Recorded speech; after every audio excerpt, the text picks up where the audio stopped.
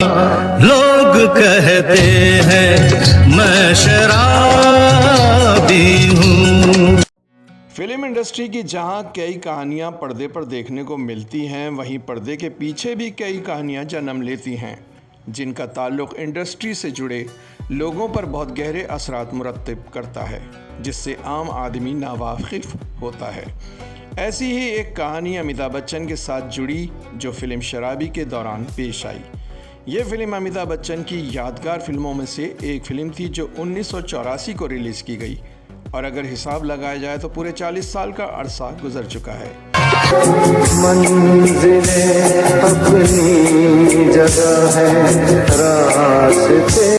इस फिल्म में अमिताभ बच्चन ने भारत के एक बड़े बिजनेसमैन के बेटे विक्की का रोल अदा किया, जो अपने माँ बाप की तरफ से तवज्जो मोहब्बत न मिलने के बाइस एहसास महरूमी का शिकार होकर अपने आप को शराब में गुम कर लेता है और शराबी कहलाने लगता है।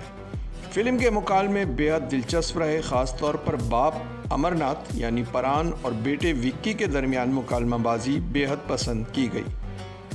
अमिताभ बच्चन वैसे भी एंग्री यंग मैन का खिताब पा चुके थे और उन पर ऐसे किरदार फिल्म के सुपर हिट होने की ज़मानत समझे जाने लगे थे। मेरे बाप को मुंह तोड़ जवाब देने वाला मेरे सिवा कोई पैदा नहीं हुआ, गोवर्धन सेठ। शराबी फिल्म की कहानी दरहकीकत बाप बेटी की पेचीदा रिश्ते को सामने रखकर बनाई गई थी। फिल्म का नाम शराबी कहानी सुनने के फौरी बाद खुद ब खुद कहानीकार के जहन में आ चुका था। 80 की दहाई अमिताभ बच्चन और प्रकाश मेहरा दोनों के लिए बड़ी साजगार रही।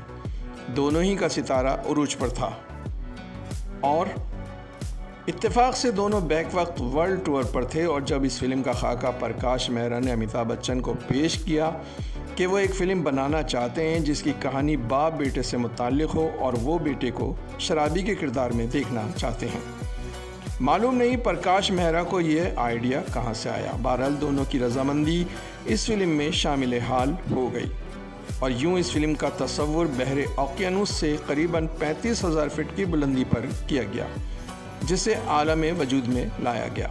इतनी भी मैसर नहीं मैं खाने में, जितनी हम छोड़ दिया करते थे पैमाने में। दिवाली का मौका, शराबी की शूटिंग शुरू हो गई, मगर दिवाली के दौरान पटाखों की चटाख पटाख ने अमिताभ बच्चन के हाथ को जला डाला। अमिताभ बच्चन की तकलीफ़ थी, मगर शूटिंग्स की तारीखें हर हाल में भुगतना थीं। इसका हल ये निकाला गया कि अमिताभ बच्चन अपने एक हाथ पतलून की जेब में कर लेते, जिससे उन्हें कुछ सुकून मिलता।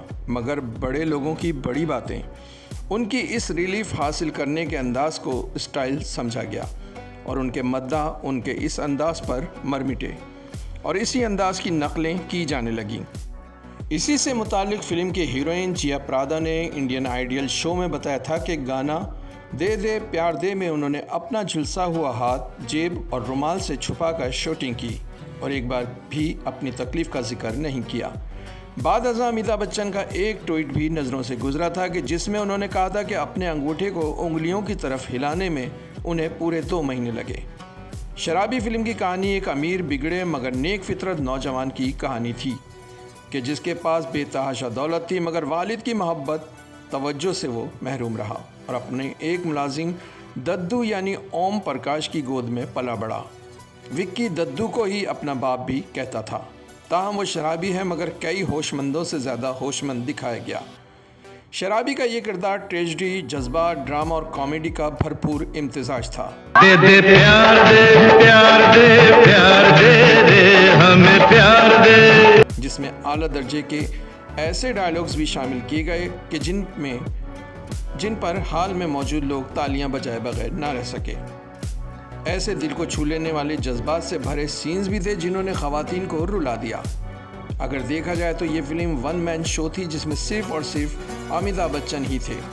मगर अगर इस फिल्म की मौसीकी की तरफ निगाह डाली जाए तो एक गुलकार का नाम भी इस फिल्म के लिए बेहद अहम रहा और वो नाम था किशोर कुमार का, जिन्होंने अपने गानों के लिए फिल्म फेयर अवार्ड्स जीतकर साबित भी किया। गुलकारा आशा भोसले बताती हैं कि प्रकाश मेहरा स्टूडियो में आए और बोले, हीरो को गाने में नशे में दिखाया गया है, जिस पर किशोर कुमार ने कहा कोई भी शख्स नशे में खड़ा रहकर गाना नहीं गा सकता और किशोर कुमार खुद एक लंबी मेज़ पर लेट गए और गाना रिकॉर्ड कराया। इससे जो तासुर पैदा हुआ उससे लगा कि हीरो वाकई नशे में है। इस फिल्म के फौरी बाद अमिताभ बच्चन ने डायरेक्शन की तरफ आने के लिए इरादा किया और एक फिल्म की शुरुआत भी कर दी, मगर खुदा का करना ऐसा हुआ कि सियासी पार्टी में नामजदगी होने से वो डायरेक्टर न बन सके। शराबी के प्रोड्यूसर सत्येंद्र पाल थे, डायरेक्टर प्रकाश मेहरा थे। ये फिल्म ठीक 18 मई 1984 को रिलीज़ की गई। कास्ट में अमिताभ बच्चन, जिया परादा, प्राण, ओम प्रकाश और मुकरी ने अहम रोल अदा किए। ये फिल्म उस वक़्त के हिसाब से 4.5 करोड़ के बजट में तैयार हुई, जबकि 8.5 करोड़ की कमाई की और इस तरह ये सुपरहिट फिल्म साबित हुई।